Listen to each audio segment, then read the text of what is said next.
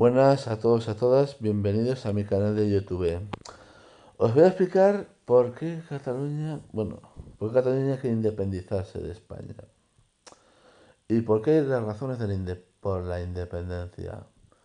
Y ya sabemos muy bien del recorte del estatuto, pero hay más. ¿Por qué Cataluña quiere independizarse de España? Sabemos muy bien que cuando en la época de Felipe González se cargó gran parte de la industria en España.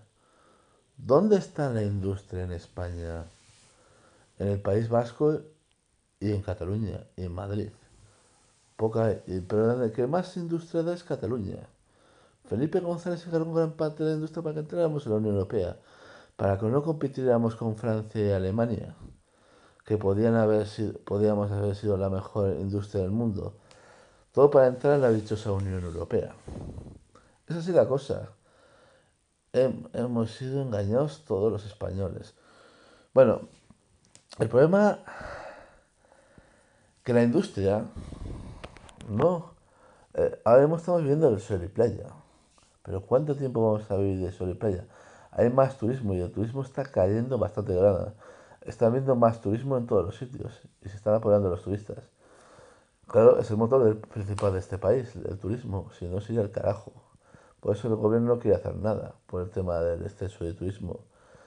Vivimos de sol y playa y el problema es que, claro, no es posible. Cataluña da mucho dinero al Estado, da el 60% del interior bruto. Por eso no quieren, hombre, fomentar la industria y darles el concierto económico a los catalanes. Porque si les dieran el concierto económico, España tendría que irse a la zona euro. Y eso es verdad. Bueno, estos dos vídeos os presento, os demuestran por qué la sociedad catalana quiere independizarse de España. Buenos días y bienvenidos a lagranjahumana.com. Consecuencias para España si Cataluña decide independizarse.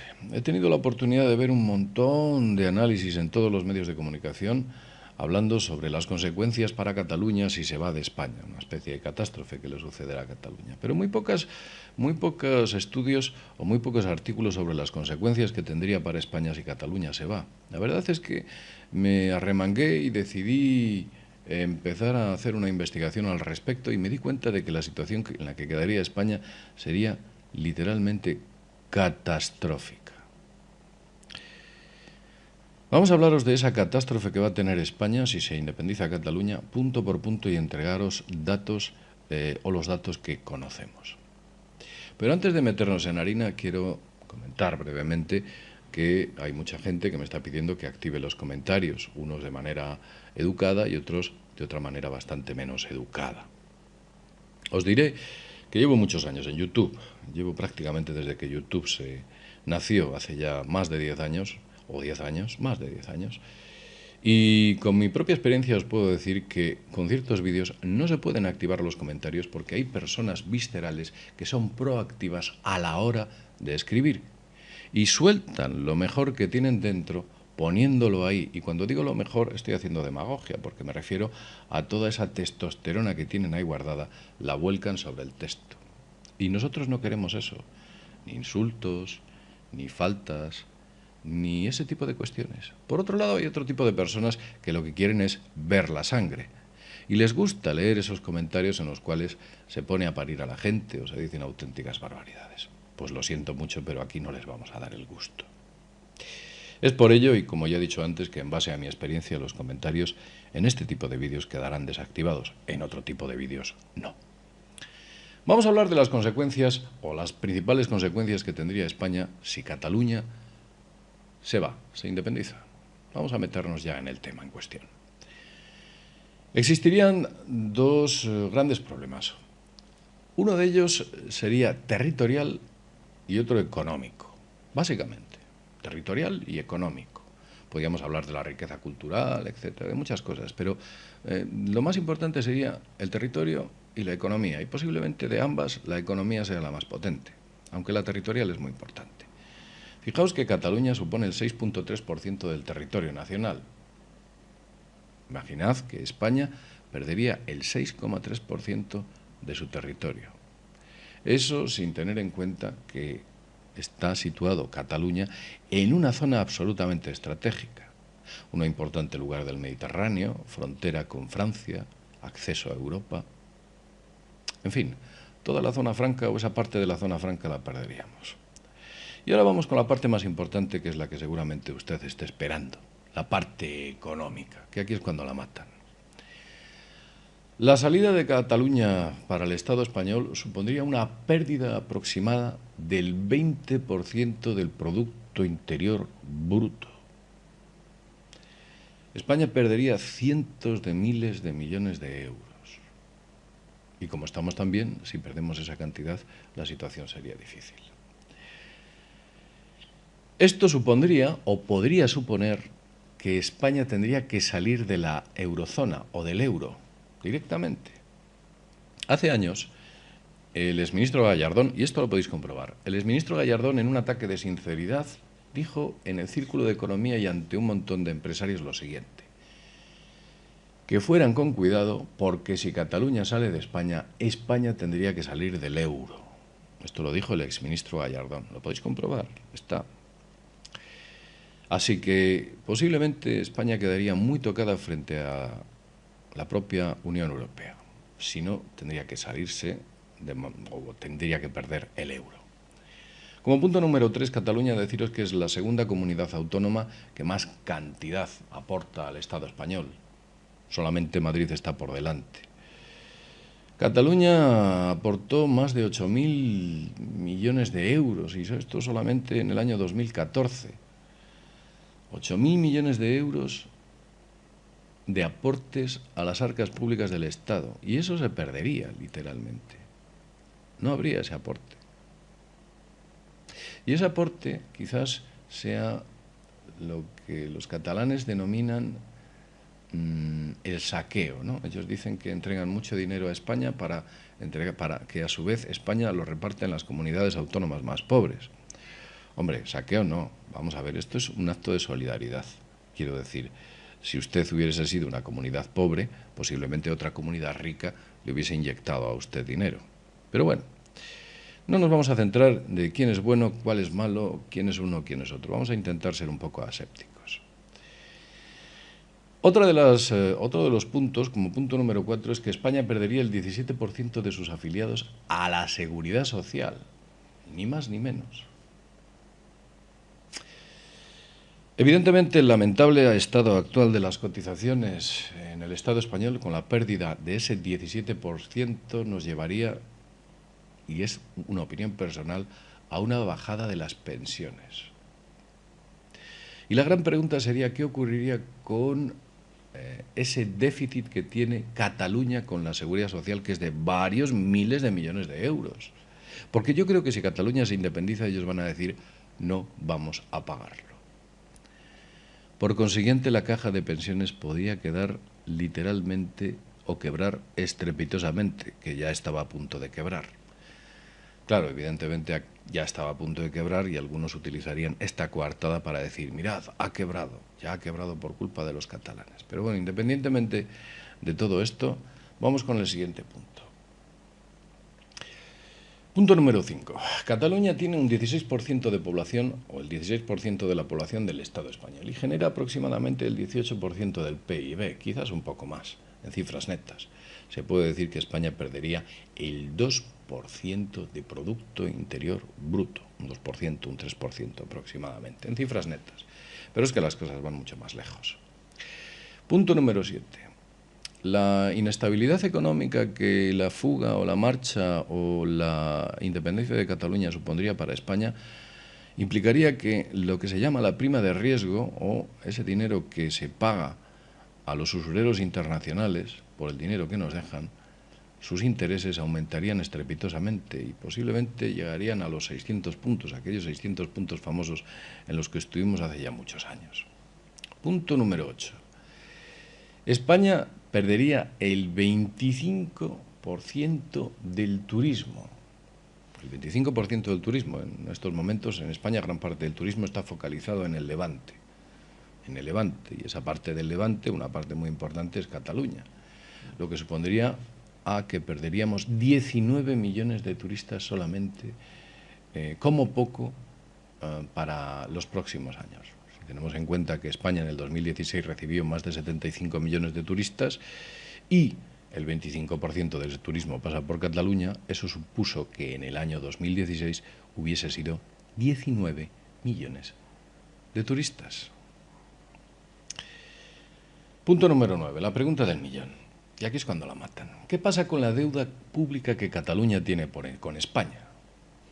Cataluña tiene una deuda pública con España que es con la que se está pagando, por supuesto, a todos esos acreedores internacionales. Banca Internacional, BCE, Fondo Monetario Internacional, etc. ¿Quién respondería? Cataluña tiene una deuda con España. ¿Usted piensa que si Cataluña se independiza, Cataluña decidiría pagar esa deuda que tiene con España? Sospecho que Cataluña diría, sí, la pagaremos cuando podamos. Evidentemente, eso dejaría a España en una situación sencillamente insostenible para superar la deuda internacional que mantenemos. Por consiguiente, la primera consecuencia sería el rescate económico de Europa. Y ya sabéis que no es un rescate, en realidad te ponen un flotador de plomo, que es un montón de dinero que te dan y que tienes que pagar con más intereses, que es algo parecido a lo que le ocurrió a Grecia. Si a esto añadimos que irresponsablemente hace unos años, en el 2011, se modificó la Constitución, concretamente en su artículo 135, en el cual se decía que el pago de la deuda pública fuese lo primero frente a cualquier otro pago. Imaginaos qué modificación de la Constitución. Primero pagar a los acreedores y luego ya veremos si pagamos, no sé, la sanidad, la enseñanza, las pensiones, pero primero los acreedores internacionales. Esas son las modificaciones de la Constitución que se pactaron entre el PSOE y el PP. Vamos con el punto número 10. Evidentemente habría una tasa o un aumento de la tasa de paro. Cataluña tiene una tasa de paro inferior a la media española y desde luego esto nos llevaría a una situación todavía mayor de la que estamos en estos momentos en cifras de gente en el paro. Por supuesto, toda esta batería de problemas dejarían a España en una situación muy difícil, nos llevaría a una situación o a una crisis sin precedentes, muy superior a la de 2007-2008. No podríamos apretarnos el cinturón porque el cinturón ya no ni siquiera el cinturón existiría. Y, por supuesto, nos tendríamos que enfrentar a un problema muy grave. Sé y soy consciente de que a usted, como a mí, no me ha gustado nada el panorama que pinta. Lo que deberíamos preguntarnos es ahora de quién es la irresponsabilidad o la responsabilidad de que hayamos llegado aquí. La responsabilidad es de Cataluña, es una región poco solidaria y decide marcharse al ser más rica que España, pues puede ser. La responsabilidad es de la incompetencia del Estado español a la hora de negociar o pactar con Cataluña una solución a este problema, pues puede ser. La irresponsabilidad o el problema viene de la corrupción de la burguesía política catalana, de la alta burguesía política catalana, que por miedo a que en un futuro salgan las famosas cuentas de Andorra, etcétera, etcétera, etcétera, y se conozca públicamente y a nivel mundial qué es o qué agujero hay dentro, o qué es lo que sucede ahí dentro, puede ser. Son tantas y tantas cosas las que hay en el telón de fondo que sinceramente no sé ni cómo enfocarlas. Luego hay cosas adicionales, y ya para terminar. Nadie habla de los 60.000 millones que la banca debe al Estado español y que nunca va a pagar. ¿Qué es eso de que ustedes nunca van a pagar? Europa ha rescatado a la banca, avalándolo España. Ustedes son empresas privadas que tienen una deuda con España. Tienen que pagar y sin embargo no van a pagar y nadie dice nada. Eso es ilícito. Pero alguien se encargará, dentro de todo ese mare magnum de cientos de miles de leyes que existen, en hacerlo lícito. Y todo quedará en unos pequeños artículos escritos en periódicos, tal vez periódicos alternativos, quejándose de esta situación. Porque evidentemente los periódicos de gran tirada o los grandes medios de comunicación financiados por la banca y financiados por el Estado, mutis por foro. Nadie muerde la mano que paga. Luego también hay cosas de fondo, como por ejemplo ese famoso incendio que hubo en la Ciudad de la Justicia, en Valencia, donde no sonaron las alarmas y parece ser que se quemaron una serie de pruebas también pertenecientes a una trama de corrupción política, que todos conocéis. O todas esas inexplicables muertes y suicidios que ha habido últimamente y vinculadas a personajes cercanos a esa corrupción política, todo muy extraño. Algo muy propio del crimen organizado. Siempre se ha hecho, desde yo creo que el hombre es hombre, o que el ser humano es el ser humano. Más civilianamente en el siglo XXI, pues quizás.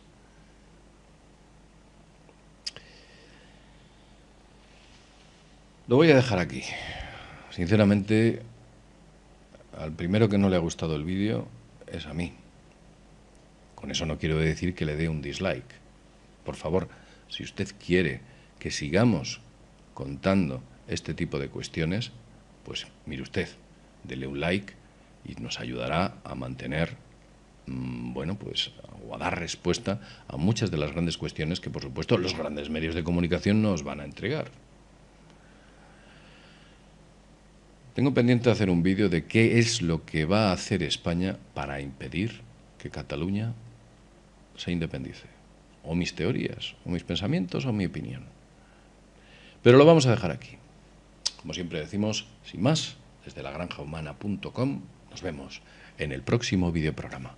Hasta pronto.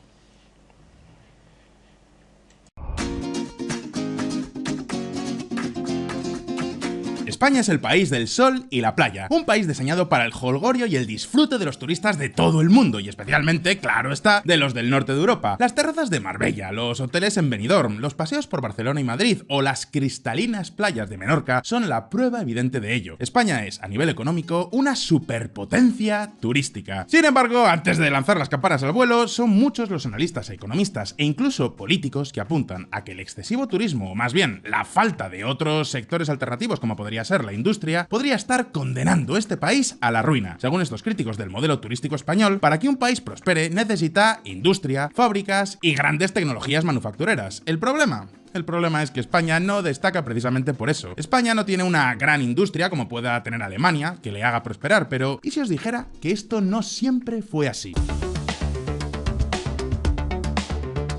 Hubo un tiempo en el que España fue una prometedora potencia industrial. Durante los años 60 y 70, muchas empresas industriales, tanto estatales como privadas, dominaron el panorama económico español. Tenían mucha más importancia, pero muchísima más importancia que el sector del turismo. En aquella época se forjaron grandes marcas como SEAT, dedicada a la automoción. También crecieron otras industrias como la metalúrgica y la siderúrgica, con empresas como los Altos Hornos de Vizcaya. Y también se desarrollaron sectores tan curiosos como el del tabaco y el del timbre, siendo ejemplo de ello la mítica tabacalera. Pues bien, por poner cifras concretas, se estima que en 1970 más de 30 de cada 100 dólares que producía la economía española se conseguían gracias al sector industrial. Para que os hagáis una idea, esta cifra prácticamente triplica lo que hoy en día es capaz de producir en España el turismo. Una auténtica locura. Y ya sé lo que estaréis pensando muchos, pero vamos a ver, Fonseca, si España tenía una industria tan prometedora como dices en los años 70, ¿qué ha pasado? ¿Cómo es posible que a día de hoy España no sea un país precisamente caracterizado por tener importantes compañías industriales como sí tiene Alemania? Pues amigos, justo aquí es donde entra en juego la parte más importante de este vídeo. Según muchas teorías, tanto entre la izquierda como la derecha política, el principal culpable de que España perdiera el peso de su industria es la Unión Europea y también la OTAN. La entrada en la Unión Europea y en la OTAN conllevó un proceso de desindustrialización que convirtió a España en un país focalizado en el turismo y la hostelería. España pasó a formar parte de la Comunidad Económica Europea en el año 1986 y fue a partir de entonces cuando, según apuntan estas teorías, las altas esferas, tanto económicas como políticas de Alemania, Francia e incluso Estados Unidos, forzaron a España a deshacerse de su industria. Fue un movimiento llevado a cabo en secreto, que según apuntan los teóricos condenó a España a ser poco más que un hotel veraniego para los ciudadanos de los países más ricos del viejo continente. La pregunta es, ¿existen pruebas de que esto sucediera de verdad? Pues a primera vista sí, existen. Con los datos en la mano, desde que España entró en la Unión Europea y previamente en la OTAN, el peso de su industria no ha dejado de desplomarse.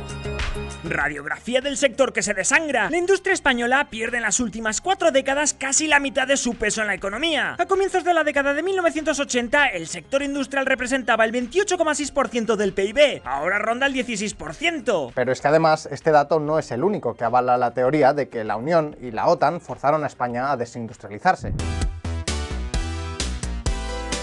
Y es que, por otra parte, desde los años 80, el porcentaje del empleo dedicado a la industria en el país español también ha caído en picado. Y os preguntaréis, ¿cuáles han sido las consecuencias de todo esto? Pues, como hemos dicho al principio, los defensores de estas teorías apuntan a que un país sin industria potente, dedicado sobre todo al turismo, como es el caso de España, no puede avanzar económicamente y, por tanto, está condenado al fracaso. Eso significa peores salarios, menos oportunidades y más inestabilidad, algo que a la postre se refleja en una cifra de paro mucho más elevada. Más concretamente, la cifra de desempleo actual en España prácticamente triplica la de 1975, por lo que, de nuevo, los datos parecen respaldar las teorías aquí expuestas. Ahora bien, las teorías son eso, teorías. Por lo que ahora las preguntas son, ¿cuál es la verdad comprobable detrás de la desindustrialización forzada de España? ¿Por qué motivos iban a querer la OTAN y la Unión Europea diezmar la industria española? ¿Cómo se llevó a cabo este proceso exactamente? Pues hoy, en Visual Economic, os lo contamos todo. Pero antes, déjame hacerte una pregunta. ¿Tienes un dinero ahorrado y te gustaría invertir parte de él?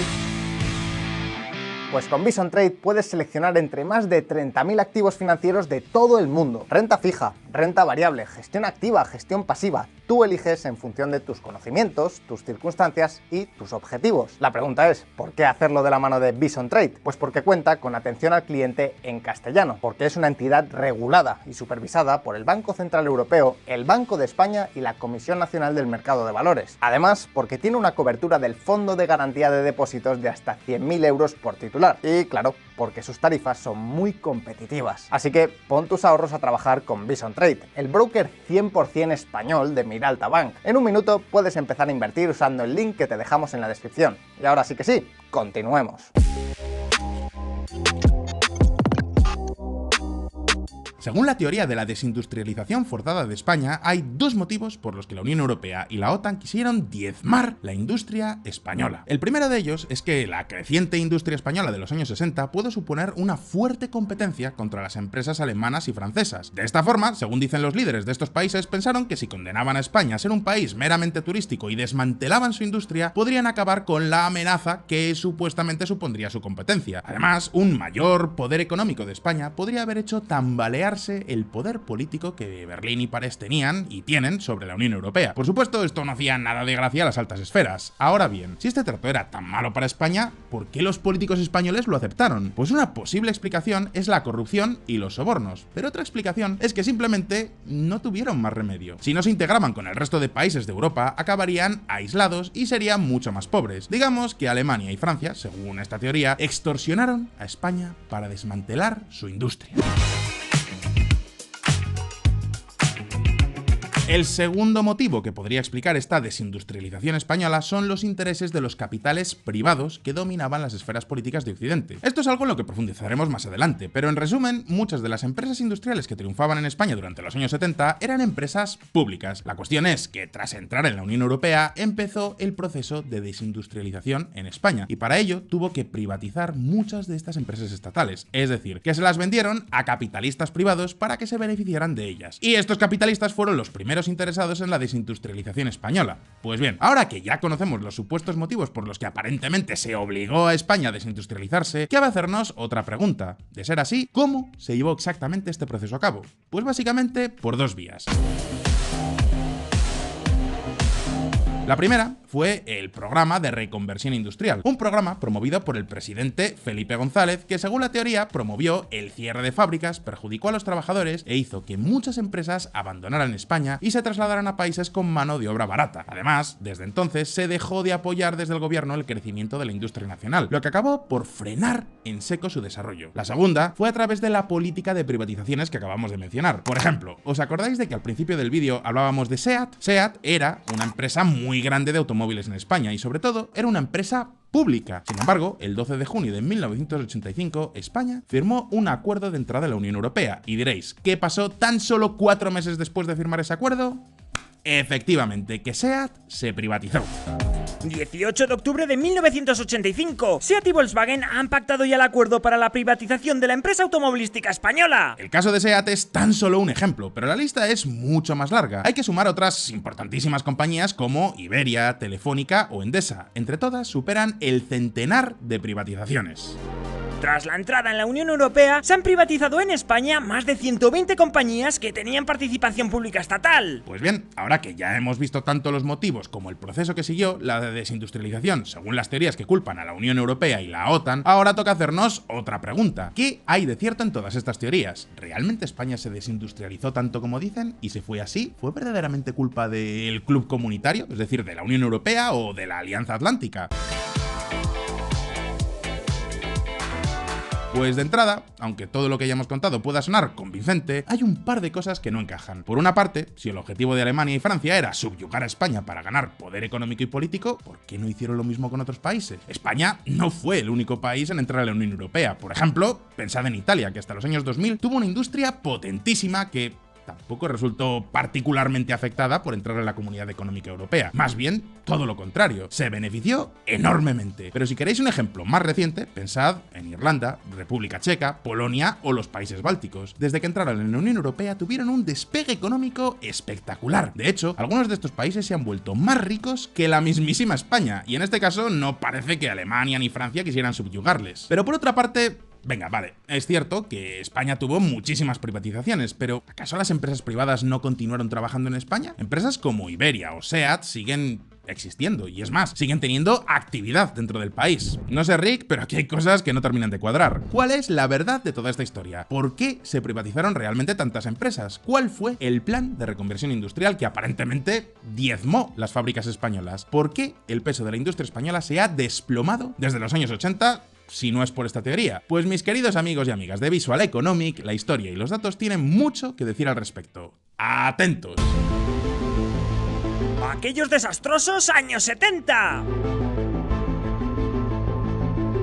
El origen de la historia de la desindustrialización española comienza en los años 70. Hasta aquel momento, la industria de España se había caracterizado por estar intensamente dedicada a sectores muy específicos. Sectores como el de la siderurgia, la construcción naval o el automovilismo. La cuestión es que las fábricas españolas no estaban muy diversificadas. España tenía todos los huevos en la misma cesta y al mismo tiempo tampoco presentaba grandes tasas de innovación ni de investigación tecnológica. Y esto fue un grave problema. ¿Por qué? Pues porque en los años 70 se desató la crisis del petróleo. En esa crisis, el precio del crudo se disparó. Y claro, cuando te dedicas a las finanzas, a la informática o yo qué sé, a la investigación, que se dispare el precio del petróleo, pues no afecta demasiado. Pero si eres la España de los años 70 y prácticamente toda tu industria se basa en fabricar y tratar planchas de acero, consumiendo una cantidad enorme de electricidad, amigo, entonces una crisis petrolera puede destrozarte. Y ¿sabéis qué? A todo esto hay que sumarle que durante esos años países como Japón, Taiwán o Corea del Sur empezaron a despegar industrialmente y por tanto empezaron a hacer la competencia a las fábricas españolas.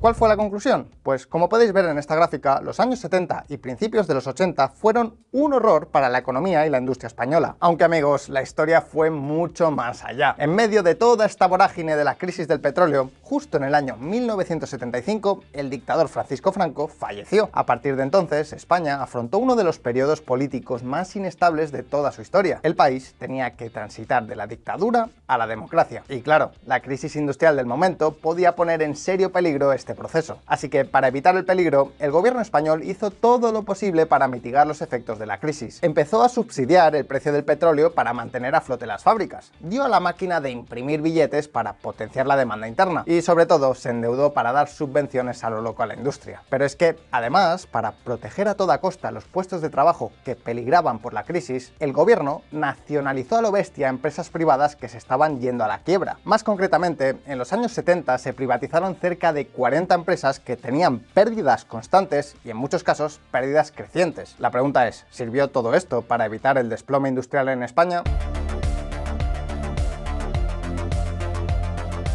Pues, a ver, las cifras fueron negativas. Entre 1974 y 1980 se perdieron 620.000 empleos en la industria. Y esto, pues bueno, ya nos sirve como una pista. España no tenía una industria tan potente como dicen las teorías, ni tampoco empezó a flaquear con la entrada en la OTAN o la Unión Europea, sino que empezó a flaquear bastante antes, con la crisis del petróleo. Pero bueno, en cualquier caso, las medidas del gobierno sí que sirvieron para retrasar la caída de la industria. Estas medidas sirvieron para algo así como pausar los problemas para poder afrontarlos más adelante, una vez la transición a la democracia se hubiera completado. Claro que la pregunta ahora es, ¿qué pasó una vez se consolidó la democracia? Pues lo que pasó fue lo siguiente.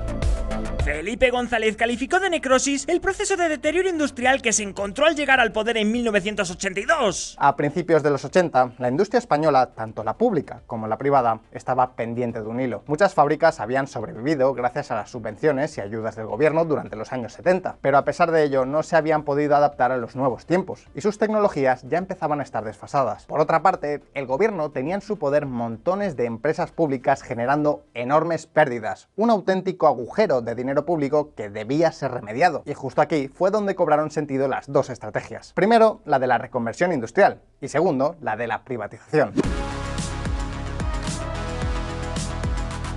Y es que, veréis, la teoría de la desindustrialización dice que la reconversión, que empezó en 1981, fue una forma de hundir a la industria española, pero en realidad fue todo lo contrario. Como hemos dicho, la industria ya estaba mal por la crisis del petróleo, y la reconversión fue un enorme programa público para sacarla a flote. Básicamente, con esta política, el gobierno buscó modernizar a la industria, y lo hizo con créditos, avales, fuertes inversiones, bonificaciones fiscales y medidas de saneamiento para que las empresas con pérdidas pudieran reajustar sus plantillas y sus procesos productivos hasta lograr ser rentables. En concreto, se calcula que la reconversión industrial le costó al Estado español hasta 4 billones de pesetas de la época. Así que, bueno, si el plan de la reconversión era destruir la industria, tal y como apuntan las teorías oscuras, gastarte un dineral público para apoyar a las empresas en la reconversión no parece lo más razonable. Aunque, ahora bien, ¿qué hay de las privatizaciones? Pues sí, es cierto que a partir de los 80 muchas empresas dejaron de ser públicas, pero la mayoría, al menos durante esos años, se privatizaron por criterios objetivos.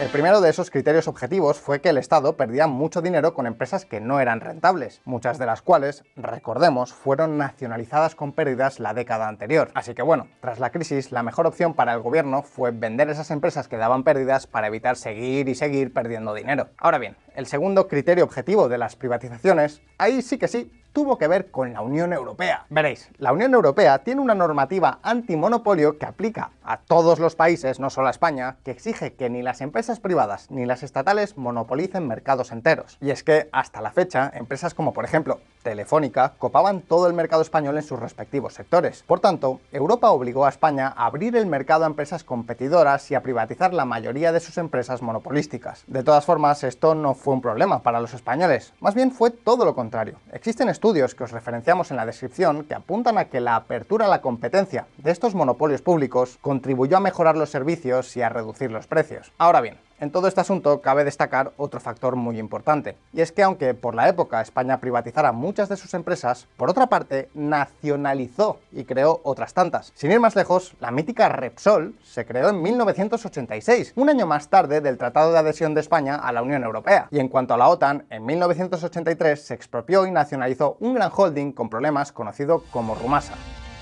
1983. Rumasa, el mayor holding español, es expropiado. En resumen, ni es cierto que la reconversión industrial fuese una forma de diezmar a la industria, ni España se puso a privatizar a lo loco para satisfacer intereses privados, sino que privatizó algunas empresas, pero al mismo tiempo creó y nacionalizó otras tantas. Es más, ya no es solo que la Unión Europea no fuera un problema para la industria española, es que fue todo lo contrario. Gracias a la entrada en Europa y a la reconversión llevada a cabo, la industria y la economía española pudieron despegar y superar los enormes problemas que sufrieron en los años 70. A fin de cuentas, formar parte del Club Europeo supuso la apertura de España a los mercados internacionales, donde muchas empresas industriales pudieron empezar a vender sus productos. Supuso la llegada de nuevas tecnologías o incluso de inmigrantes europeos con formación que impulsaron el crecimiento económico del país. Pero, sobre todo, la Unión Europea abrió las puertas de España a un enorme abanico de inversores internacionales. La inversión extranjera se catapultó. España dejó de ser ese país paria, algo autárquico y muy autoritario, para volverse un país en vías de modernizarse, con estructuras supranacionales confiables y un entorno seguro donde invertir. Muchísimas empresas industriales nuevas llegaron a España a raíz de todo aquello. Por ejemplo, este fue el caso de la automovilística Nissan, una empresa que en 1986 estableció oficialmente muchas de sus fábricas europeas en territorio español. El resultado de todo esto fue que la producción real por empleado creció un 80% durante el periodo de 1985 y 1995, cifra que, por cierto, es mucho más alta que lo que hicieron los mismísimos Estados Unidos, donde la mejora fue del 30%, y a la vez mucho mejores que el resto de la Unión Europea, cuya producción por empleado se incrementó en un 45%. Y es que, amigos, el crecimiento del PIB per cápita español registró el mayor pico de crecimiento que ha disfrutado este país durante los últimos 50 años. La entrada en la Unión Europea fue un enorme salto adelante. Y por si eso fuera poco, cabe destacar que además la propia Unión Europea invirtió directa e indirectamente en la industria española. Por ejemplo, a través de los programas de la Agencia Espacial Europea o con Airbus. Porque, aunque no sea muy conocido, España sigue teniendo una fuerte industria de fabricación de componentes aeroespaciales que nutren al sector europeo. Vamos, que la Unión Europea ni quiere ni nunca ha querido diezmar la industria de España. Objetivo: reindustrializar la economía española. La Unión Europea pretende que en 2020 la industria genere el 20% del PIB. Ahora bien, si todo esto es cierto, si Europa ha sido algo bueno y no algo malo para la industria española, ¿cómo demonios se explica que el peso industrial de España se haya desplomado desde los años 70? ¿Cómo se explica que la tasa de paro sea mucho más elevada que entonces? Pues bien, vamos a verlo. ¿Dato o relato? Hay una cosa cierta, a día de hoy la tasa de paro es mucho más alta que cuando la industria tenía un peso mayor en la economía española. Sin embargo, la tasa de paro en España ya empezó a incrementarse mucho antes de su entrada en la OTAN o en la Unión Europea. De hecho, tras la entrada en la Unión ocurrió lo contrario, es decir, el paro cayó. En realidad, si España tiene hoy más desempleo que en los años 70, se debe principalmente a otros factores como los cambios en las regulaciones laborales después de la dictadura, o los cambios culturales en el mercado de trabajo, y a otros movimientos sociales como la legalización de los sindicatos, aunque eso es tema para otro vídeo. La cuestión es que el peso de la industria tuvo muy poco que ver en el asunto del desempleo. Ahora bien, ¿cómo se explica la caída del peso de la industria? Pues básicamente se explica porque la desindustrialización es algo normal en las economías avanzadas. Veréis, a medida que un país se hace más rico, tiende a desarrollar nuevos sectores como el tecnológico o el de los servicios financieros. Es decir, que no es que la industria se desplome, es que como otros sectores crecen más, la industria pierde peso comparativamente. Algo a lo que habría que sumar que las fábricas de más bajo valor añadido y que ofrecen salarios bajos tienden a trasladarse a países más pobres donde la mano de obra es más barata. Pero ojo, eso no significa que la industria muera, significa que la industria de menos calidad se va a otros lugares. Y de nuevo, esto es algo que pasa en prácticamente todos los países desarrollados, no solo en España. Ahora bien, ¿qué pasa si comparamos la industria española con la de otros países europeos? ¿Cómo ha crecido la industria española respecto al total de la industria europea desde los años 70? Pues lo que ha pasado es que el peso industrial de España en el conjunto de Europa creció constantemente hasta por lo menos el año 2000. Es decir, que la Unión Europea impulsó la industria española, no la desmanteló. De hecho, y aunque no sea algo reconocido, España sigue siendo a día de hoy un país bastante industrial. De nuevo, esto no es algo conocido, pero ¿qué queréis que os diga? Los datos no mienten. Las principales exportaciones españolas no son el aceite de oliva ni el jamón ibérico, como alguno podría pensar, sino que son camiones, automóviles, acero, productos farmacéuticos y petroquímicos. La industria española, aunque no sea la más avanzada del mundo ni la más reconocida, sigue siendo un pilar muy importante de su economía. Así que, lo siento mucho, pero no, España ni se desindustrializó más que otros países, ni hubo ningún complot ni conspiración de la OTAN o de la Unión Europea, ni ningún otro grupo raro por ahí. Sea como sea, y llegados a este punto, queremos comentar tres cosas. La primera es que las elecciones españolas se acercan y nuestro próximo vídeo será un especial sobre las elecciones. Explicaremos hasta el fondo por qué España es un país que va camino hacia el abismo económico. Desgranaremos sus problemas estructurales y apuntaremos qué deben hacer los políticos que ganen estas elecciones para solucionar los problemas del país. Estad muy atentos al canal para no perderos el vídeo. La segunda cosa que queremos comentar es que le echéis un ojo a la promoción de Bison Trade, el broker español por excelencia que nos ha ayudado un montón a hacer este vídeo y que seguro que os gustará. Y por último, y como siempre, queremos daros el turno de opinión a vosotros. ¿Conocíais la teoría que os hemos explicado en este vídeo? ¿Pensáis que el gobierno hizo bien privatizando sus empresas públicas? ¿Debería España aumentar el peso de su industria o debería pujar por un sector de servicios de mayor calidad? Podéis dejarme vuestra respuesta en los comentarios y como siempre, no olvidéis que aquí en Visual Economic sacamos vídeos nuevos todas las semanas, así que suscribíos a este canal y dadle a la campanita para no perderos ninguna de nuestras actualizaciones. Si os ha gustado este vídeo, dadle a like y nos vemos en el próximo. Un saludo y hasta pronto.